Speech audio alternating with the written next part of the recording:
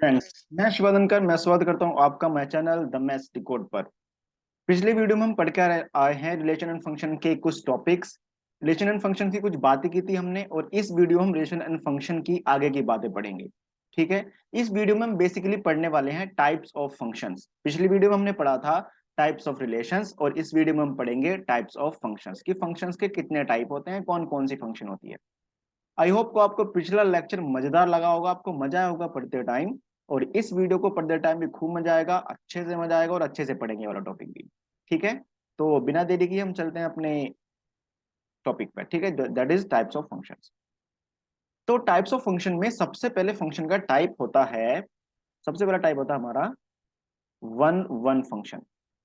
One one function बोल दो या मैपिंग बोल दो, वन वन मैपिंग भी बोल सकते हैं इसे। तो one one function, one one function को हम इंजेक्टिव फंक्शन भी बोलते हैं। क्या बोलते हैं? Injective function. One one function या इंजेक्टिव फंक्शन या वन वन मैपिंग, ये सभी एक ही बात होती है। ओके। अब ये वन वन फंक्शन होती क्या है? एक ऐसी फंक्शन हमने डिफाइन की है एक्स ए वाई में कि अच्छा, फंक्शन की दो प्रॉपर्टी होती है, वो तो आपको पता है ना, पिछली वीडियो में आप पढ़ के आए हो। अगर आपने पिछली वीडियो नहीं देखी है तो पिछली वीडियो पढ़ के आइए, उन वीडियोस को देखिए। उसको पढ़ने के बाद आपको ये वीडियो अच्छे समझ में आएगा, ये टॉपिक भी अच्छे समझ में आएगा।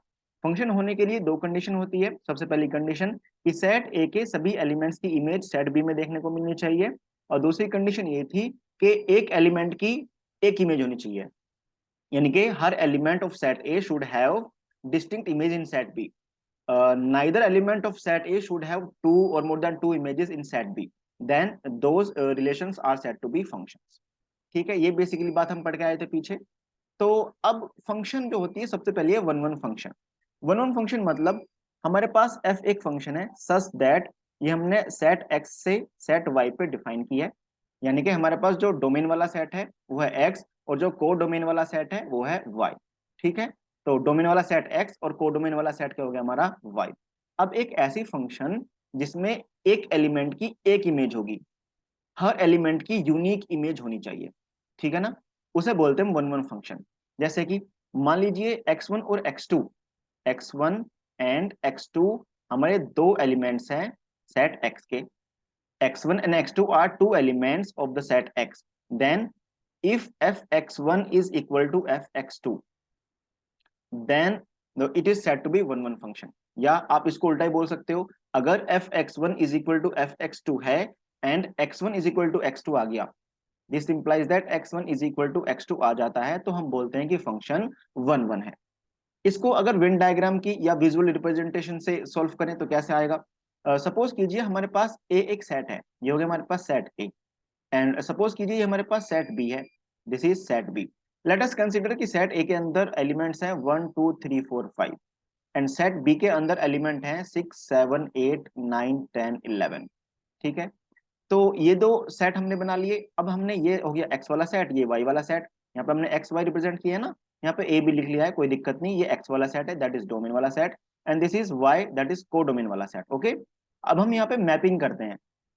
तो मैपिंग करते हैं हम, कैसे भी आप मैपिंग कर सकते हो, बस ध्यान रखना कि फंक्शन की कंडीशन फुलफिल हो जाए। ठीक है। तो इस टाइप से हमने मैपिंग कर दी है। अब ये जो हमने मैपिंग की है, ये जो हमने फंक्शन बनाई है, क्या ये फंक्शन वन वन है? तो आप ये देखोगे कि हर एलिमेंट सेट ए का यूनिक एलिमेंट सेट बी के यूनिक एलिमेंट से एसोसिएट हो रखा है। सेट ए का यूनिक एलिमेंट अगर सेट बी के यूनिक एलिमेंट से एसोसिएट होता है तो इस टाइप की फंक्शंस को हम वन वन फंक्शन बोलते हैं, या इंजेक्टिव फंक्शन, या वन वन मैपिंग बोलते हैं। यानी कि इधर का वन एलिमेंट इधर के वन एलिमेंट से जाके एसोसिएट होगा। ठीक है। इसे बोल देंगे हम वन वन मैपिंग। अब बात समझ में आई कि वन वन मैपिंग क्या होती है, वन वन फंक्शन क्या होती है। तो if fx1 is equal to fx2 then x1 should be equal to x2, और ये है इस वन वन फंक्शन की कंडीशन। ठीक है। इसके बाद आगे पढ़ते हैं। जो दूसरी फंक्शन होती है आपकी, दूसरी फंक्शन होती है आपकी many one function. Many one function. अब जैसे इस फंक्शन का नाम पढ़ा आपने, मैनी वन फंक्शन या मैनी वन मैपिंग बोल दो आप इसे। तो मैनी वन का मतलब ये है कि सेट ए के जो एलिमेंट रहेंगे वो सेट बी के एलिमेंट से एसोसिएट होंगे, लेकिन एक से ज्यादा एलिमेंट एसोसिएट हो जाएंगे। ठीक है। तो मान लीजिए हमारे पास एक फंक्शन है एफ सच दैट डोमेन का set x that is codomain का सेट वाई। तो हमने एक्स सेट से वाई सेट पर एक फंक्शन डिफाइन की है, और मान लीजिए मैं विजुअल रिप्रेजेंटेशन यहाँ पे दिखाना चाहता हूँ आपको। तो मान लीजिए ये दो सेट हो गए हमारे, set X and set Y. तो सेट एक्स के अंदर एलिमेंट मान लेते हैं आपके 1 2 3 4 5, एंड सेट वाई के अंदर एलिमेंट मान लेते हैं आपके 6 7 8 9 10 11। ठीक है, तो यहाँ पे हमने मान लिया मैपिंग करते हैं हम, चलो ये हमने मैपिंग की और ये हो गया हमारी मैपिंग। ठीक है, तो क्या ये फंक्शन वन वन है? नहीं सर, अब ये फंक्शन वन वन नहीं बनेगी। क्यों नहीं बनेगी वन वन? क्योंकि सेट एक्स के एक से ज्यादा एलिमेंट सेट वाई के किसी एक एलिमेंट से एसोसिएट हो रहे हैं, यानी कि मैनी एलिमेंट्स सेट वाई के एक एलिमेंट से एसोसिएट हो गए। तो अब ये वन वन तो फंक्शन रही नहीं, अब ये बन चुकी है मैनी वन फंक्शन। यानी कि जब डोमेन में एक से ज्यादा एलिमेंट की सेम इमेज आएगी, डोमेन के एक से ज्यादा एलिमेंट्स की जब सेम इमेज आएगी सेट वाई के अंदर, तो हम बोलते हैं कि वो फंक्शन मैनी वन फंक्शन है। आई होप को आपको बात समझ में आई होगी कि वन वन फंक्शन और मैनी वन फंक्शन क्या होता है। इसके बाद जो तीसरे नंबर पर आता है टाइप, तीसरा टाइप आता है आपका onto function. Onto function, onto function बोल दो, या फिर आप ऑन टू मैपिंग भी बोल सकते हो, या फिर आप इसे सर्जेक्टिव फंक्शन भी बोल सकते हो। क्या बोल सकते हो सर? Surjective function. अब सर्जेक्टिव फंक्शन या ऑन टू फंक्शन कैसी फंक्शंस होती है? चलिए, सपोज कीजिए आपके पास f एक फंक्शन है जो आपने डिफाइन की है सेट x से सेट y में। ठीक है, और मान लीजिए मैं यहाँ पे विजुअल रिप्रेजेंटेशन दिखाता हूँ x और y की। सपोज कीजिए ये हो गया हमारे पास सेट x, ये हो गया हमारे पास set y, that is set x, that is set y। 1 2 3 4 5, ये हो गया हमारे पास 6 7 8 9 10 11 एंड 12। ओके, ये हमारे पास कुछ सेट्स हो गए। अब हमें ऑन टू फंक्शन बनानी है ना। अब ऑन टू फंक्शन कैसे बनती है? ऑन टू फंक्शन बनती है अगर एक ऐसी फंक्शन है जिसका कोडोमेन रेंज के इक्वल हो जाएगा, उस फंक्शन को हम ऑन टू फंक्शन बोलेंगे।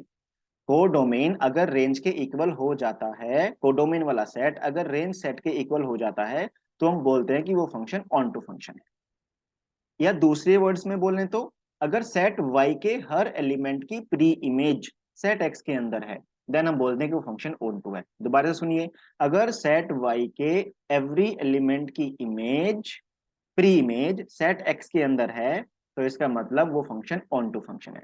चलिए यहां से मैपिंग करते हैं पहले। तो मैपिंग के लिए हमने बोले 1 6 से एसोसिएटेड, 2 हो गया 10 से, 4 कर दो 9 से, एंड 3 कर दो 12 से, मतलब फंक्शन बना सकते हैं, कोई दिक्कत वाली बात नहीं है। चलो, अब ये बोलते हैं, ये बताते हैं कि फंक्शन ऑन टू है कि नहीं। तो ऑन टू होने के लिए सेट वाई के हर एलिमेंट की प्री इमेज सेट एक्स में होनी चाहिए। तो सेट वाई के हर एलिमेंट की प्री इमेज सेट एक्स में तो है नहीं। क्यों नहीं है? 8 की प्री इमेज सेट एक्स के अंदर नहीं है, 11 की प्री इमेज सेट एक्स के अंदर नहीं है। अगर सेट वाई के अंदर एक भी एलिमेंट ऐसा बचा जिसकी प्री इमेज सेट एक्स के अंदर नहीं है, तो फंक्शन ऑन टू फंक्शन नहीं होगी। ऑन टू फंक्शन होने के लिए ये जरूरी है कि सेट y के एवरी एलिमेंट की प्री इमेज सेट x के अंदर हो। एक दूसरा एग्जांपल लेते हैं। कंसिडर कीजिए ये हमारे पास सेट x हो गया, ये हमारे पास सेट y हो गया।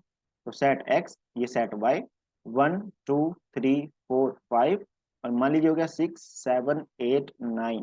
ठीक है, और 10 ले लिए, चलो ये 9 है जी। ये हो गया हमारे पास 1, और ये हो गया 3, ये हो गया 6, और ये हो गया हमारा 9। अब ये इस वाले को बात करते हैं। सबसे पहली बात तो क्या ये वन वन है जी? क्या ये वन वन है? ये वाली फंक्शन वन वन नहीं है, ये वाली फंक्शन है मैनी वन, क्योंकि दो एलिमेंट की सेम इमेज आ रही है, तो ये फंक्शन मैनी वन हो गई। अब बात करते हैं क्या ये फंक्शन ऑन टू है। तो ऑन टू के लिए आप सेट वाई में चेक कीजिए, क्या सेट वाई के सभी एलिमेंट की प्री इमेज सेट एक्स के अंदर है।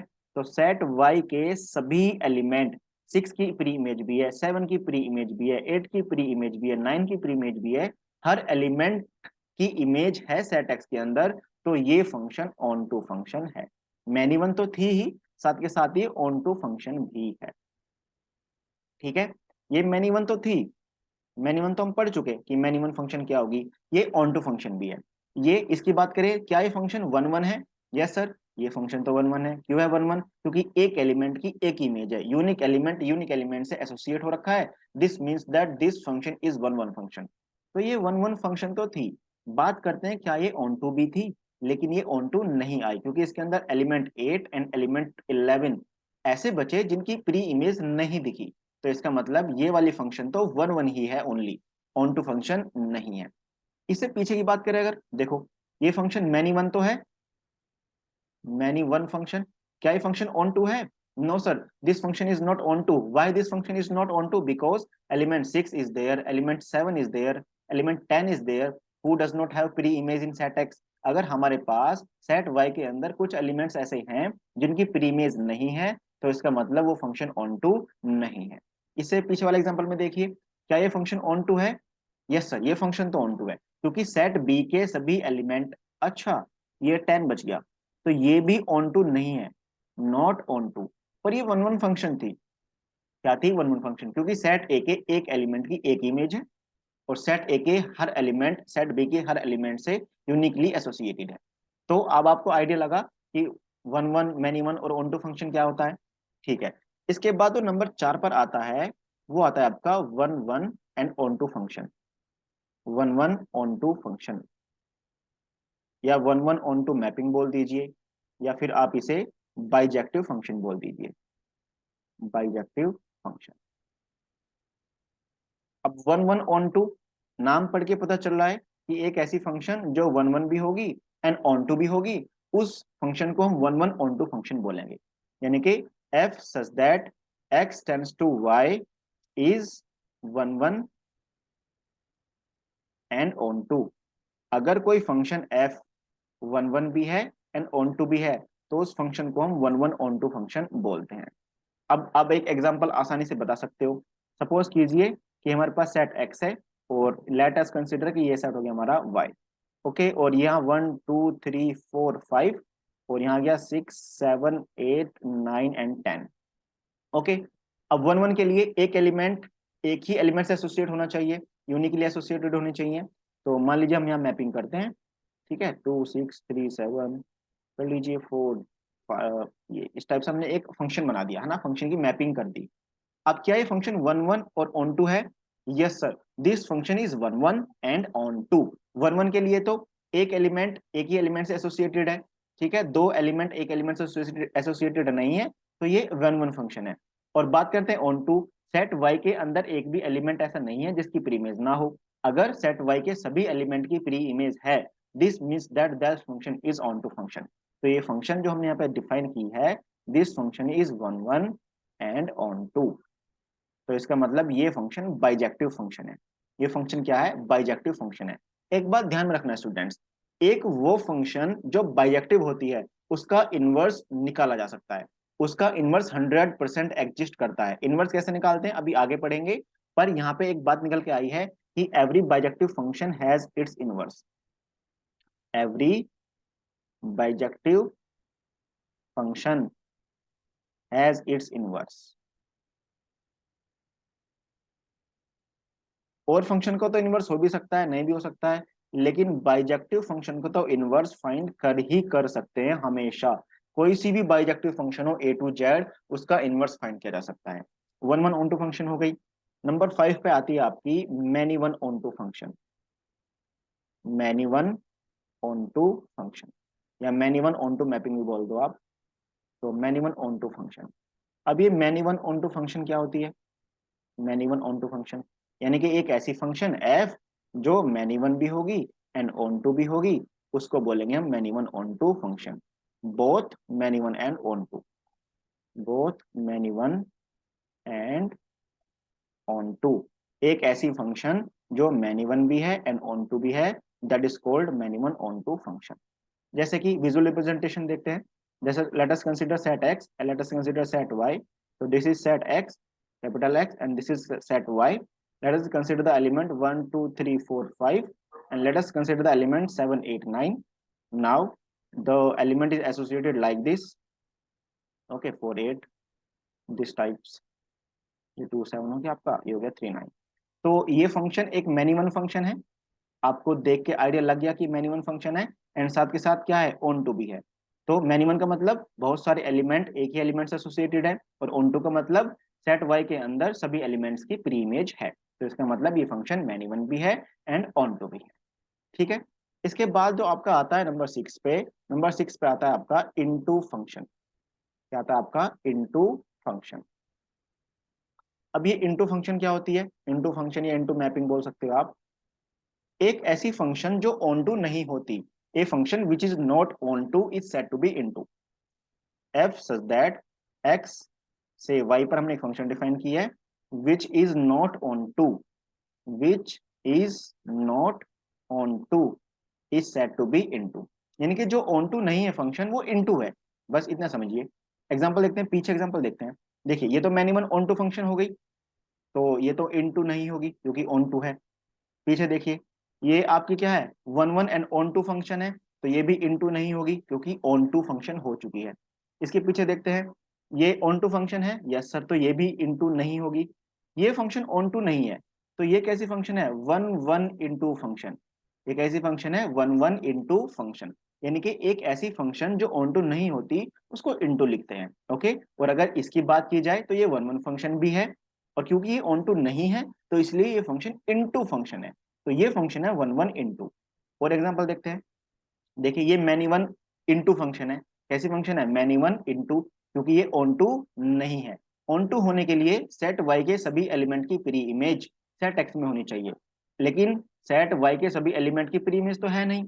अब क्या हो गया ये, अब ये ऑन टू तो हुआ नहीं, अब रहेगा ये इंटू, तो ये हो गया मैनी वन इंटू। जैसे कि ये तो ऑन टू हो गया, नहीं ऑन टू नहीं, ये भी यहाँ पे 10 एलिमेंट बच गया, तो ये भी क्या है, वन वन इंटू फंक्शन। क्या है ये, वन वन तो है ही, और साथ के साथ ऑन टू नहीं है, मतलब वन वन इंटू फंक्शन हो गई है। तो ये होती है आपकी वन वन इंटू फंक्शन। अब आपको समझ में आया होगा कि इंटू फंक्शंस क्या होती हैं। ठीक है, इंटू फंक्शन आपको समझ में आ गया। अब कुछ एग्जांपल्स की बात करते हैं, उसके बाद हम बात करेंगे इनवर्स की। तो लेट अस कंसीडर अच्छा एग्जांपल देखते हैं अब। एग्जांपल, मान लीजिए हमारे पास एग्जांपल है, हमने एक फंक्शन डिफाइन की है f x such that, natural number से नेचुरल नंबर पर हमने डिफाइन की है, एंड जो हमारी फंक्शन है वो है f x is equal to two x. अब हमें ये पता करना है कि ये जो फंक्शन है f x is equal to two x, ये फंक्शन वन वन है, मैनी वन है, ऑन टू है कि इन टू है, जो भी होगी वो हम बता देंगे। तो हमारे पास बेसिकली डोमेन और कोडोमेन के सेट क्या है, नेचुरल नंबर्स। तो ये हो गया हमारे पास, मान लीजिए सेट एन, और ये भी सेट एन ही है। तो ये हो गया सेट एन, ये भी हो गया सेट एन। तो इसमें एलिमेंट क्या है, 1 2 3 4 5 6 7 8 से लेकर कहाँ तक, इन्फिनिटी तक एलिमेंट्स आ जाएंगे। और इसके अंदर भी 1 2 3 4 5 6 7 8 से लेकर कहाँ तक एलिमेंट आ जाएंगे, इन्फिनिटी तक एलिमेंट आ जाएंगे। Okay element students okay students, तो ये हो गए हमारे पास नेचुरल नंबर के सेट्स हो गए दोनों के दोनों। ओके, अब मैपिंग करते हैं। X is equal to one पर एफ एक्स कितना आएगा, टू आएगा। X is equal to one put करोगे तो एफ एक्स आएगा आपका टू। तो ये तो हो गया एक्स, ये हो गया एफ एक्स। ठीक है, ये डोमेन है, ये कोडोमेन है। ये एक्स, ये एफ एक्स, ये एक्स, ये एफ एक्स। तो इसका मतलब x is equal to one put कीजिए तो एफ एक्स बराबर टू आ जाएगा। यानी कि वन जो एसोसिएट होगा वो एसोसिएट होगा टू से। X is equal to two put कीजिए तो एफ ऑफ टू कितना आएगा, फोर। यानी कि टू एसोसिएट हो जाएगा फोर से। सिमिलरली थ्री एसोसिएट हो जाएगा सिक्स से। सिमिलरली फोर एसोसिएट हो जाएगा एट से। सिमिलरली फाइव एसोसिएट होगा टेन से। सिक्स एसोसिएट हो जाएगा ट्वेल्व से। तो सेट एन के सभी एलिमेंट एसोसिएट हो जाएंगे सेट एन के अंदर। इसके इसको एक बार को मान लीजिए कि ये ए है, इसको एक बार के लिए मान लीजिए कि ये बी है। तो सेट ए के सेट एन में कोई सा एलिमेंट ऐसा आएगा जिसकी इमेज सेट बी के अंदर ना मिले, बताइए। आप एक्स की वैल्यू अगर 100 रखोगे तो भी एफ एक्स की वैल्यू मिल जाएगी। एक्स की वैल्यू 1 करोड़ रखोगे तो भी एफ एक्स की वैल्यू मिल जाएगी। तो आप एक्स की वैल्यू कुछ भी रखिए, एफ एक्स तो मिलना ही मिलना है।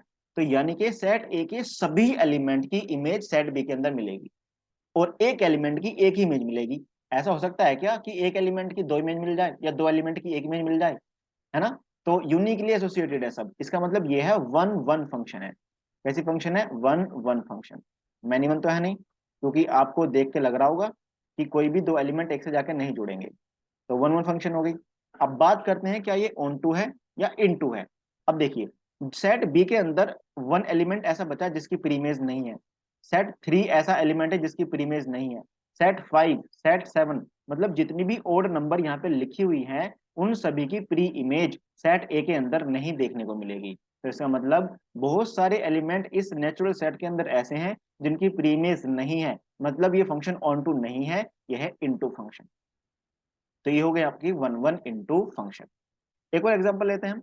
Late us consider one more example that F एक फंक्शन है सच दैट रियल नंबर से रियल नंबर मैंने डिफाइन की है। Okay, F such that real number से रियल नंबर डिफाइन कर दी, और मान लिया फंक्शन जो सेम ले लेते हैं, चलो f x is equal to 2x, हमने सेम फंक्शन मान लिया। अब इसको बताना है कि क्या ये फंक्शन वन वन है। तो चलिए अब रियल नंबर्स की बात करते हैं हम। ठीक है, ये बात आई है रियल नंबर्स की। तो यहाँ पे हमारी रियल नंबर्स है, माइनस इन्फिनिटी से स्टार्ट होगी, और ये -3 -2 -1 0 1 2 3 और कहाँ तक जाएंगी, प्लस इन्फिनिटी तक जाएंगी। माइनस इन्फिनिटी से स्टार्ट होगी, और ये आपका -3 -2 -1 0 1 2 3 और कहाँ तक जाएंगी, प्लस इन्फिनिटी तक जाएंगी। ठीक है, ये बात आपको क्लियर समझ में आई। अब x की वैल्यू पुट कीजिए, एफ एक्स की वैल्यू निकालिए। x इज इक्वल टू -3 रखोगे तो ये -6 एसोसिएट हो जाएगा, -2 रखोगे तो -4 से एसोसिएट होगा, -1 -1 से एसोसिएट हो जाएगा, और 0 0 से एसोसिएट होगा, 1 2 से एसोसिएट हो जाएगा, 2 4 से, 3 किससे हो जाएगा आपका, 6 से एसोसिएट हो जाएगा। तो एक बात तो पक्की है कि ये फंक्शन होने वाली है वन वन। कैसे होने वाली है आपकी, वन वन फंक्शन होने वाली है, किन्हीं भी दो एलिमेंट की सेम इमेज नहीं आएगी। अब बात करते हैं ऑन टू की या इन टू की। आपको देख के लग रहा होगा कि यहाँ पे -3 बच गया, तो ऑन टू नहीं है सर, इन टू है, लिख दो। ऑन टू नहीं है सर, इन टू है। लेकिन ऐसा नहीं है डियर, क्योंकि आप अब x के प्लेस पर माइनस के 1/3 भी तो रख सकते हो, माइनस के 1/2 भी रख सकते हो, और जब माइनस के 1/2 यहाँ पे रखोगे तो 2 से 2 कैंसिल आउट हो जाएगा, एफ एक्स की वैल्यू -1 आएगी, तो -1 एसोसिएट हो जाएगी। x की वैल्यू आप -4/2 रखोगे तो 2 से 2 कैंसिल हो जाएगा, -4 आ जाएगा। x की वैल्यू -3/2 रखोगे तो 2 से 2 कैंसिल आउट हो जाएगा, -3 भी आ जाएगा। तो कहने का मतलब ये है कि सेट बी के अंदर, ये सेट ए का, ये वाला हो गया हमारा सेट ए, और ये सेट बी हो गया। कहने का मतलब ये है सेट बी के अंदर भी एक भी एलिमेंट नहीं बचेगा, हर एलिमेंट की इमेज सेट ए के अंदर आ जाएगी, तो ये फंक्शन हो जाएगा one one onto function. Set B के अंदर भी एक भी एलिमेंट ऐसा नहीं बचेगा जिसकी इमेज सेट ए के अंदर नहीं आए, हर एलिमेंट की इमेज सेट ए के अंदर आएगी। This means that this function will be one one and onto function. Okay, तो ये आपने दो एग्जांपल देखे। इसके बाद जो हमारा नेक्स्ट टॉपिक है वो आता है आपका कंपोजिशन ऑफ फंक्शन। क्या आता है आपका, composition of function.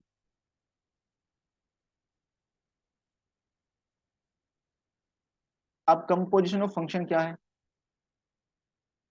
Composition of function देखिए मैं आपको सिंपल वर्ड्स में बताता हूं। सपोज कीजिए हमारे पास एक फंक्शन है जो हमने सेट ए से सेट बी पे डिफाइन किया है। ये हमारे पास सेट ए है, ये हमारे पास सेट बी है, और हमने ए से बी पर एक फंक्शन डिफाइन किया है एफ। ठीक है, और एक हमारे पास सेट सी है, और हमने बी से एक फंक्शन डिफाइन की है जी। तो क्या ए और सी आपस में एसोसिएट हो सकते हैं, इसी बात को पढ़ने के लिए हम पढ़ते हैं कंपोजिशन ऑफ फंक्शन। ए और बी आपस में फंक्शन एफ से रिलेट हो गए, बी और सी आपस में फंक्शन जी से रिलेट हो गए, तो क्या ए और सी भी आपस में रिलेट हो सकते हैं किसी तरीके से, यही बात को पढ़ने के लिए हम पढ़ते हैं कंपोजिशन ऑफ फंक्शंस। अब एक बात देखिए, मान लीजिए जो सेट ए है ये स्टूडेंट्स का सेट है, set of all the students, set of all the students of class 10। मान लीजिए ये क्लास 10th या 12th के सभी स्टूडेंट्स के का सेट है, ठीक है। और सेट बी मान लीजिए कि सेट बी के अंदर रोल नंबर्स लिखे हुए हैं हर स्टूडेंट के, roll numbers of students of class 12, roll numbers of students of 12th class. जैसे बोर्ड होते हैं ना, बोर्ड में आप सभी के नाम जाते हैं, फिर आप सभी के रोल नंबर्स आते हैं, ठीक है ना। तो वही बात मैंने यहाँ पे लिखी है ऑफ 12th क्लास, ठीक है। अब सी में मान लीजिए हर रोल नंबर का सीरियल नंबर है, serial number of roll number, serial number of roll number. अब जरा एक बात ध्यान से देखिए, मान लीजिए सेट ए के अंदर वैसे तो बहुत सारे स्टूडेंट्स होते हैं, 12th क्लास में बहुत सारे स्टूडेंट होते हैं, तो मैं कुछ स्टूडेंट्स के नाम लिखता हूँ। मान लिया एक हो गया आदित्य, ठीक है, एक हो गया हमारा सागर, और एक मान लीजिए हमारा हो गया अभिषेक, ठीक है, एक मान लीजिए हमारे पास हो गया अनुज, और भी बहुत सारे स्टूडेंट्स हो सकते हैं सेट ए के अंदर, मतलब बहुत सारे स्टूडेंट्स हैं। अब इन सभी का रोल नंबर आता है 12th क्लास में बोर्ड से बन के। मान लिया वो रोल नंबर इस तरीके से है 1 2 3 4 5, इसका रोल नंबर हो गया 1 2 3 4 6, इसका रोल नंबर मान लिया 1 2 3 4 7, और मान लिया इसका रोल नंबर हो गया 1 2 3 4 8। ठीक है। अब जो सेट सी है, सेट सी के अंदर इन रोल नंबर्स का सीरियल नंबर लिखा हुआ है, मतलब ये रोल नंबर फर्स्ट नंबर पे आएगा, ये रोल नंबर सेकंड पे, फिर ये थर्ड पे, फिर ये फोर्थ पे। इस टाइप से हमने ए बी सी तीन सेट डिफाइन कर दीजिए। अब आदित्य का रोल नंबर क्या है 1 2 3 4 5, तो ये हमने फंक्शन से रिलेट कर दिया। अब 1 2 3 4 5 को क्या लिखे हम लिखेंगे हम 1, तो 1 2 3 4 5 को हमने 1 से रिलेट कर दिया। तो क्या आदित्य 1 से रिलेट हो गया?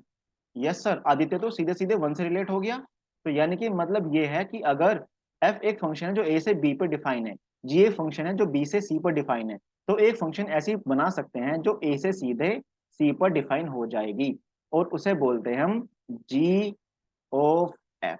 क्या बोलते हैं उसे हम? जी ऑफ एफ बोलते हैं। यहां से यहाँ पे डिफाइन किया है ना, तो यानी कि जी के अंदर हमने एफ को रख दिया है। जी के अंदर किसको रख दिया हमने? एफ को।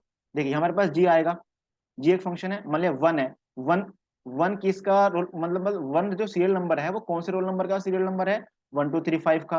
और 1 2 3 5 किसका रोल नंबर है? आदित्य का। तो बेसिकली एफ जो है वो जी से एसोसिएट हो गया, या जी से जो है वो डायरेक्टली एफ से एसोसिएट हो गया। तो ये होता है हमारा कंपोजिशन ऑफ फंक्शन। ठीक है। कंपोजिशन ऑफ फंक्शंस के ऊपर बहुत सारे एग्जांपल बन सकते हैं, जैसे कि मान लीजिए दो अलग अलग फंक्शंस हैं। सपोज कीजिए हमारे पास एक फंक्शन है f x is equal to 2x+3। ठीक है। और सपोज कीजिए हमारे पास एक फंक्शन है g x is equal to sine x. अब यहाँ पे हमें कंपोज करना है, हमें निकालना है एफ ऑफ जी एक्स, और एक निकालना है हमें जी ऑफ एफ एक्स। हमें ये भी निकालना है, ये भी निकालना है। तो इसका मतलब ये है बेसिकली हमें एफ फंक्शन के अंदर जी एक्स पुट करनी है, और इसका मतलब बेसिकली ये है हमें फंक्शन जी के अंदर फंक्शन एफ एक्स पुट करनी है। तो इसका मतलब क्या है? एफ के अंदर जी पुट कीजिए, तो एफ के अंदर जी पुट कीजिए, तो एफ के अंदर जहां जहां पर एक्स है वहां वहां पर जी रख दीजिए। तो एक्स के प्लेस पर जाएगा 2 sin x+3। तो ये जो बेसिकली है ये है आपका एफ ऑफ जी। ठीक है। और इसको कीजिए, ये आपके पास आएगा। अब आपको क्या है? एफ एक्स को जी के अंदर रखना है, एफ एक्स को जी के अंदर, यानी कि इस वाले फंक्शन को जी के अंदर रख दीजिए। तो जी में जहां जहां पे एक्स है वहां वहां पर आ जाएगा। तो ये हो गया आपका कंपोजिशन ऑफ फंक्शन। कर सकते हो आप। चलिए, अब एक नोट है, नोट देखिए, note number 1। Note number 1, suppose कीजिए एफ एक फंक्शन है सच दैट एक्स से वाई पर हमने एक फंक्शन बना रखी है, और जी एक फंक्शन है सच दैट वाई से हमने जेड पर एक फंक्शन बना रखी है। मान लीजिए एफ भी हमारी 1 1 फंक्शन है, और मान लीजिए जी भी हमारी 1 1 फंक्शन है। फिर आपने इनको क्या? कंपोज, यानी कि आपने जी ऑफ एफ निकाला। तो ये जो जी ऑफ एफ है ये भी 1 1 फंक्शन होगा, ये भी क्या होगा? 1 1 फंक्शन होगा। तो अगर एफ भी 1 1 है, जी भी 1 1 है, तो जी ओ एफ 1 1 फंक्शन होगा। पहली बात। नोट नंबर 2 ये है, note number 2, if g of f x, if g of f x is 1 1, अगर g of f x 1 1 function है, तो क्या एफ और जी दोनों 1 1 होंगे? नहीं सर, हम ऐसा नहीं बोल सकते। हम ये बोलेंगे कि फंक्शन एफ एक्स तो 1 1 होगा, f x is 1 1, absolutely 1 1, but g x 1 1 हो भी सकता है एंड नहीं भी। जी एक्स मे बी 1 1, मे और मे नॉट बी 1। ठीक है, ये दोनों नोट समझ में आए आपको? अगर एफ एक 1 1 फंक्शन है, जी एक 1 1 फंक्शन है, तो जी ओ एफ 100% 1 1 होगा। बट अगर जी ओ एफ एक 1 1 फंक्शन है, तो एफ एक्स तो 1 1 होगा, बट जी एक्स 1 1 हो भी सकता है और नहीं भी हो सकता। नोट नंबर 3, नोट नंबर 3 देखिए। अब सपोज कीजिए आपके पास एक फंक्शन है एफ सच दैट एक्स से वाई पर हमने एक फंक्शन बनाई है जो कि ऑन टू फंक्शन है। ठीक है। और जी सच दैट वाई से जेड पर हमने एक फंक्शन बनाई है जो ऑन टू फंक्शन है। अब हम निकालते हैं जी ऑफ एफ। तो ये जी of f x 100% onto function होगी। ठीक है, अगर f भी ऑन टू है, g भी ऑन टू है, तो g of f onto होगी ही होगी। बट नोट नंबर 4, अगर g o f onto दी हुई हो, if g of f is on to, g of f is on to, then gx तो on to होगी ही होगी, gx is on to, but fx may and may not be on to। ये दो important point है, fx may और may not be on to। ये दो आपको इंपॉर्टेंट पॉइंट है जो ध्यान में रखते हैं। ठीक है, दोनों के दोनों इंपॉर्टेंट पॉइंट ध्यान में आए। कंपोजिशन फंक्शन आपको पता चला। कंपोजिशन फंक्शन के बाद आता है आपका इनवर्स। इनवर्स ही तो हमें पढ़ना है, तो चलिए इनवर्स पढ़ते हैं। एक मिनट। ठीक है, अब देखते हैं inverse. Inverse of a function. Inverse of a function देखते हैं। ओके, तो सपोज कीजिए f सच दैट x से y पर हमने एक फंक्शन डिफाइन की है।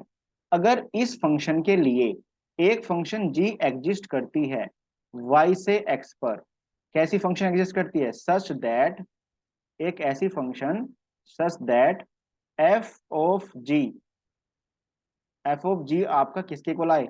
f ऑफ g आना चाहिए आपका, इरेजर ले लेते हैं, f ऑफ g आपका i y के इक्वल आना चाहिए, and g of f, g of f आपका i x के इक्वल आना चाहिए। तो आप बोलते हो कि वो फंक्शन, यानी कि ये g फंक्शन f की क्या है? इनवर्स है। एग्जाम्पल से समझते हैं। अगर f x से y पर एक फंक्शन है और एक फंक्शन ऐसी एग्जिस्ट करती है g सच दैट y से x पर कि f of g i y के इक्वल आए और g o f i x के इक्वल आए, जहां पर i y का मतलब हमारा y से है और i x का मतलब हमारा x से है। i y का मतलब y से और i x का मतलब x से। तो f ऑफ g किसके इक्वल होना चाहिए? y के।